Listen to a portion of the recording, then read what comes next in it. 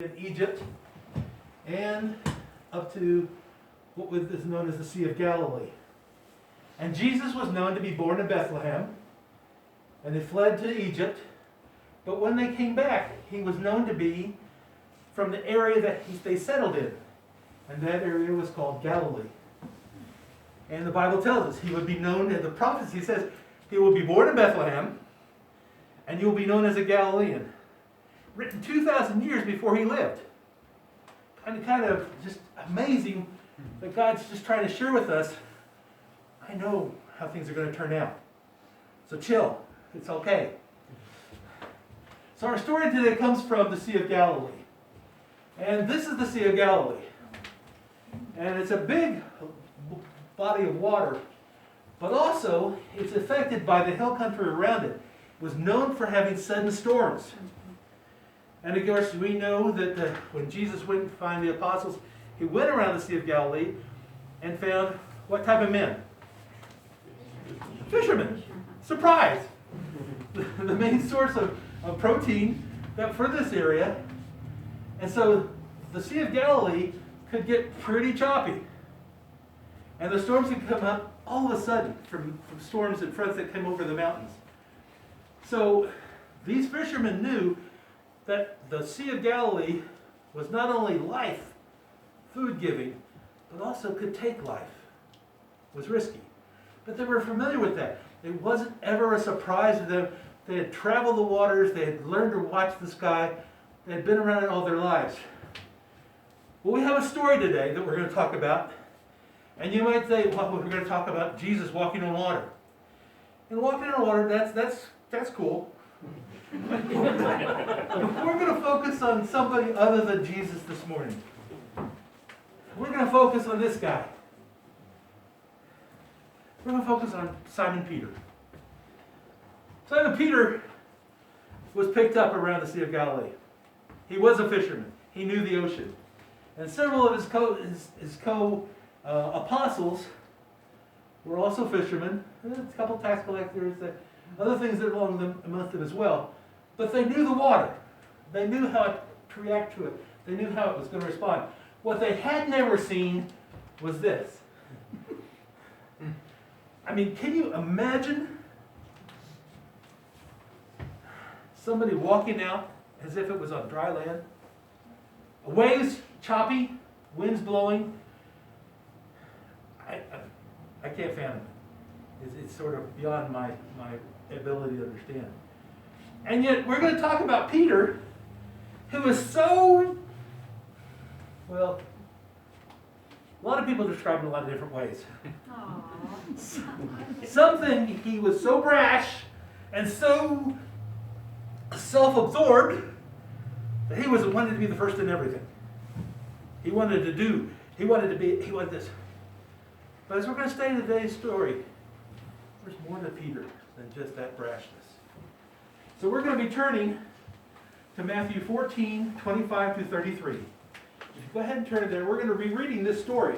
Now, Jesus had just, and the apostle had just fed the feeding of the 5,000. And Jesus told the apostles, get in this boat, and you sail across to the other side, and I will meet you there. You see, Jesus had just gotten bad news that one of his people that he'd been connected to prior to birth was John the Baptist. When John the Baptist's mother and Mary came together, John the Baptist leaped in the womb because he knew who was in the other womb. So there was a very unique connection between John the Baptist and Jesus, and John the Baptist had just been beheaded. So between the feeding of the 5,000 and the beheading of Jesus needed time to spend time with his Father. Time to pray. We call it prayer. Anytime we talk to God, we call it prayer. And I think to me, that's a little tough for us in the current language. Because when I say, I'm going to talk to Bob, I don't say, I'm going to go pray at Bob. I'm going to go pray to Bob. Well, see, when I go to God, I go to talk to him. I go to ask him. I go to comment on how cool a job he did on such and such, or ask him on behalf of somebody else to help them. I don't necessarily think of it as prayer, but we consider all common communication with God as prayer. But let's back away from that just a little bit and remember that it's also just a conversation. It's us talking with God. All right, well, let's go to Matthew 25 and let's read this story. And in the fourth watch of the night, he came to them, walking on the sea. But when the disciples saw him walking on the sea, they were terrified and said, "It's a ghost!" And they cried out with fear. Now, first of all, the fourth watch, somewhere between 3 and 6 o'clock in the morning. They had been fighting to get across the Sea of Galilee. The waves and the wind have been against them. They're exhausted. They're tired. They're spent. Again, there's no motorboat here. And you're not going to put up a sail because most likely it's not blowing the way you want to go anyway. So they're rowing, taking times at the oars. And they're trying to get across the sea. They've been fighting all night long. And then appears this figure walking towards them. I can't imagine with the frustration and the fight that was going on for them to get across this lake, this sea, and this ghostly figure. Now, I don't know about you, but if I saw a figure approaching me,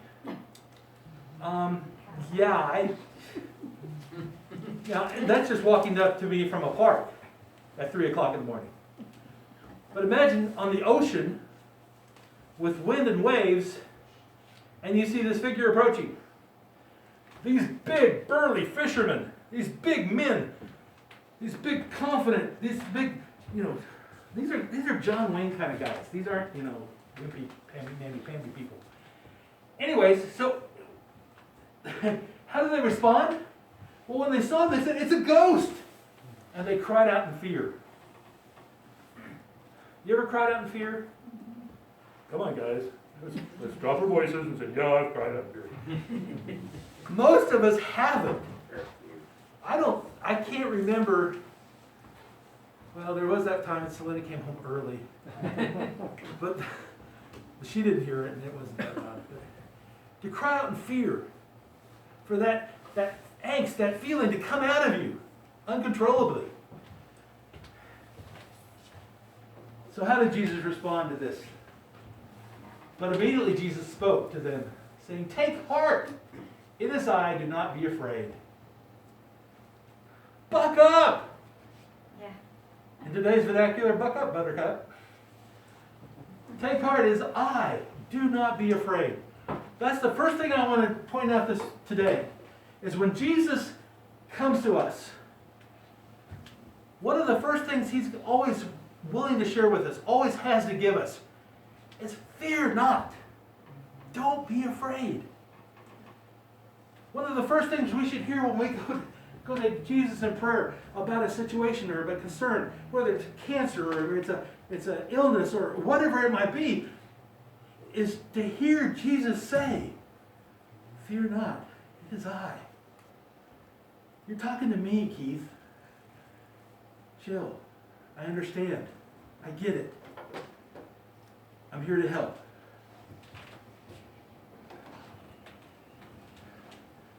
And then Peter answered him, "Lord, if it is you, command me to come to you on the water." And he said, "Come." So Peter got out of the boat and walked on the water and came to Jesus. I love this phrase, "come to Jesus" moment, walking on the water. Peter answered him, "Lord, if it is you." Now this is the first glimpse we get to see about the evolution of Peter's relationship with Christ. Jesus says, "It is I." And Peter says, "Well, hey, if it's you, then invite me out on the water." If it is you, Christ, if you are the Lord I've been walking with for the last couple of years, if you're the person who I've just seen feed the 5,000, if you're the person, have enough confidence in you that if you'll just ask me, I'll come walk on water. I'll come do something I've never done before. Something I know I can't do. How much is that different than the way we walk today with our sight? Where we look something over and go, can't be done. What faith Peter must have had to actually say, give me the ability, I trust you. I will survive this endeavor. And what does Jesus say to him? He invites him. This is the same invitation that Jesus gives every one of us in a time of trial, in a time of confusion, in a time of challenge. Come. Why? Because you've got enough talent to do it. You have enough strength. You're gutsy. You got enough 9mm ammo in your safe to be able to get through whatever the challenge is going to be. Or toilet paper in your basement. No, it's not about what you have. He says, come. Don't bring your stuff. You don't have to bring anything. Just come join me. So Peter got out of the boat and walked in the water and came to Jesus. Now, I probably would have responded, probably would have got this far. And Jesus says, come. And then I probably would have said, thanks, but no thanks. I'm going to stay here with the other guys. I'm safe here. I've got a chance here. Out there, probably not so much. But Peter had such faith that he got out of the boat. What do you need to do to get out of your boat? What kind of faith do you need to have in Jesus? To leave the boat, leave your comfort place, leave where you think you're safe, and follow Jesus. What's your boat look like? And are you willing to step out in faith? Because he got out of the boat and he came to Jesus. Now, I don't know how he got it. If he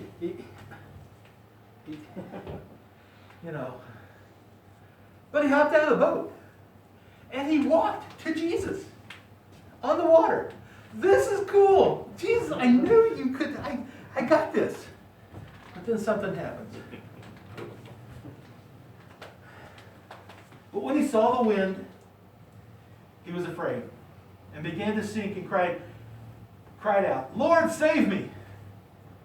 Jesus immediately reached out his hand and took hold of him, saying to him, Oh, you of little faith, why did you doubt? But when he saw the wind, he was afraid. When Peter took a moment to take his eyes and his mind off of Christ and to look back at himself and what he was doing, what happens? I can't do this. This can't be done. He suddenly realized with his own mind and his own eyes, this isn't supposed to happen. And how many times do we look at a situation and we tell ourselves, it can't be done, and we start to sink? When we start to sink, it's not a time for us to run over back and hang back on the boat. Notice he doesn't call to 11 other guys in the boat saying, hey, throw me a lifeline. This ain't working. He cries out again to the same Lord that invited him on the water. The same person who got him this far. He now says, Lord, save me. He realized who has the power. Although he was distracted, he's not perfect. And that's the key here too. We don't have to be perfect. Because Jesus immediately will reach out his hand and take hold of us. All we got to do is cry, Lord, help. Minister once told me that the longest and shortest, most powerful prayer he ever prayed was one word: help. Jesus could fill in all the blanks. Jesus knew exactly where he was and what was happening to him. And he took hold of him and said, "Oh, you little faith, why did you doubt?" Now the word doubt in the language at the time meant having a being of two minds, having split mind. So if you think about doubt, doubt says, I believe this, but I also believe this. I know I can't walk on water, but I believe that you have the power to do anything, but I still know I can't walk on water. And it's that split mind that drags us to Him. How often do you fight with doubt? Having a split mind. Yes, I believe Jesus Christ is Lord. Yes, I know He's all powerful. Yes, I know He's the Son of God. Yes, I know He loves me. But, uh-oh, welcome doubt. Oh, you of little faith. See, Jesus also gave us the diagnosis. Although Peter's faith was great, there still was room for improvement. Now we know this takes place. Oh, you of little faith, we know this improves because we know that through the stories of Peter's end.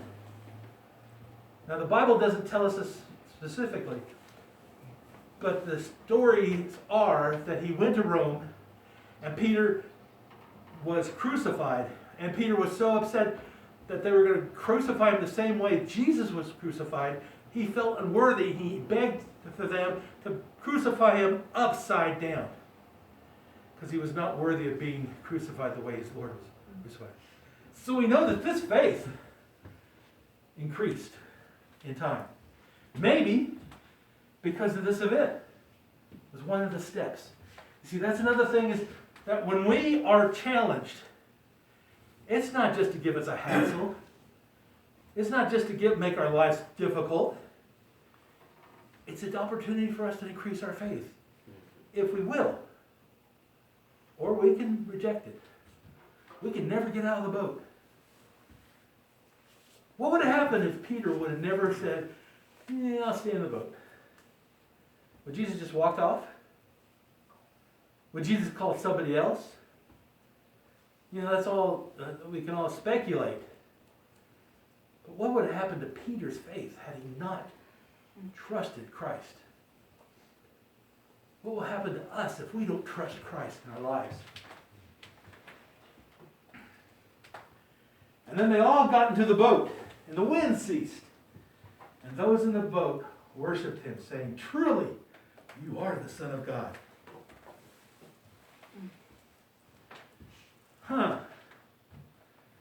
Jesus gets in the boat and suddenly goes calm.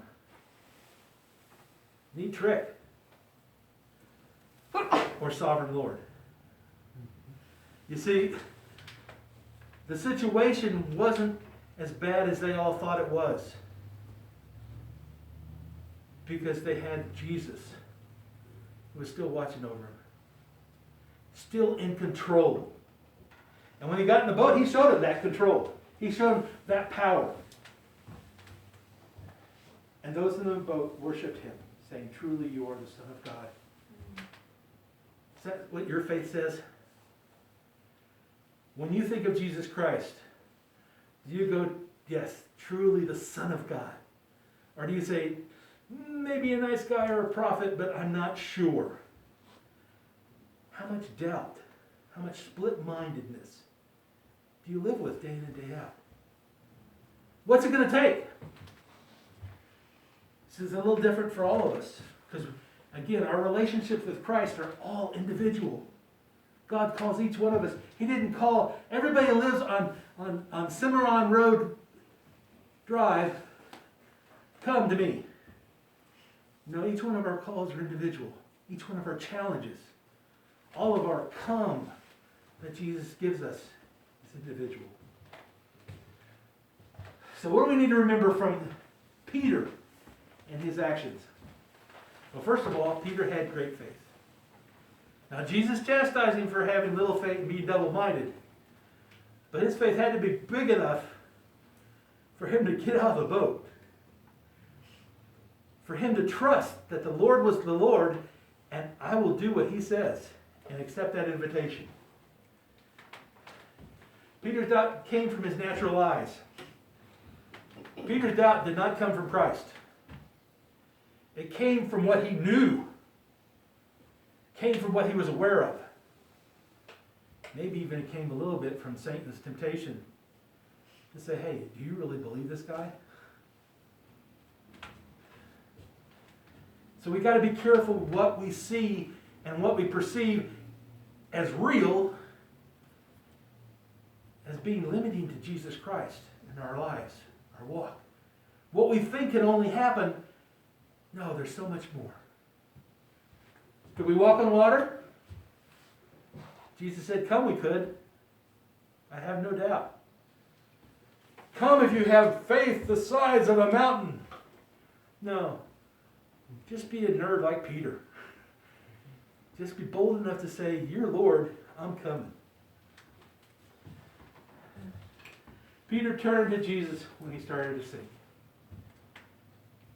When you're overwhelmed, when you're underwhelmed, when you're hurting, when you're joyful, turn to Jesus. Jesus knows you, knows the situation you're in. He's wanting to help. All you have to do is call out and he will reach for you. You'll be able to get back into the boat. And again, Jesus helped Peter immediately. Well, wait a minute. Sometimes Jesus doesn't come immediately to me. Makes me wait 2 or 3 months for my prayer. Possible. Probable in many of my cases. But when I really need him that very second, he's there. When I need to develop some faith or experience something else or just show that faith in him, he allows there to be a time gap in between for me to continue to petition him. For me to wait until it's the perfect time. His timing is perfect. Do I believe that? Because it's only when I don't get what I want right now that I realize, oh, well, maybe Keith, your timing's not perfect. No, certainly not. Yeah, that was one of the hardest things for me to learn. That if Jesus' timing and my timing don't match up, who made the mistake? Well, it's me. It's not Jesus. He's doing this for my behalf or those around me or for whatever the plan is, but he's sovereign. He's doing it for the right reasons. When I get back to that boat concept, are you willing to get out of the boat? Thanksgiving coming up. A time when we can be grateful. We can respond with gratitude and love to God. We can show that gratitude in our walk with others. As Christmas comes, the same is true. We're getting ready to celebrate the time of Jesus' birth. This is a great time for you to celebrate your relationship with Jesus Christ. And decide to get out of the boat. And trust him. Not time for you to make yourself very comfortable, but maybe just take a step out in faith. And let Jesus do wondrous works in your life this year. 2020 has been a loss as far as I'm concerned. I got to do something to save it. I'm looking forward to seeing what Jesus gives us to continue to make this a wonderful year. Because he doesn't make bad years. Let's pray.